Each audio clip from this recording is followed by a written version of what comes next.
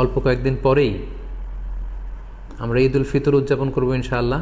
জাকাতুল ফিতর বা সদাকাতুল ফিতর আদায় করা আমাদের জন্য আবশ্যক। তো এই সদাকাতুল ফিতরের ব্যাপারে আমরা এ পর্যায়ে সামান্য কিছু কথা বলতে চাই। প্রথমে বলবো যে সদাকাতুল ফিতর আদায় করা কি।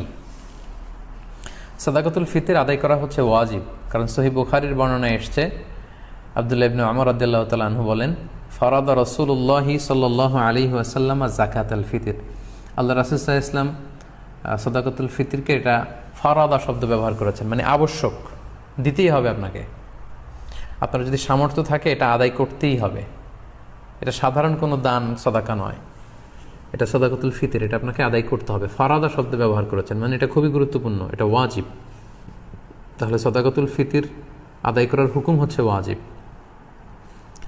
এবার আমরা জানবো যে কেন এটা দিতে হয়, কেন আমরা সদাকাতুল ফিতর আদায় করব। সুনানে আবু দাউদের একটি হাদিসে সদাকাতুল ফিতর আদায়ের দুইটি সিগনিফিক্যান্স উল্লেখ করা হয়েছে। দুইটি কারণে সদাকাতুল ফিতর দিতে হয়। এক হচ্ছে তুহরাতান লিস-সাইমি মিনাল লাগবি ওয়ার রাফাস। আমরা রোজা রাখতে যেভাবে রোজাটা রাখার দরকার ছিল, আমরা হয়তো অনেকে সেভাবে রোজাটা রাখতে পারিনি। আমরা কেউ হয়তো মিথ্যা কথা বলে ফেলেছি, কেউ হয়তো অন্যের গীবত করে ফেলেছি।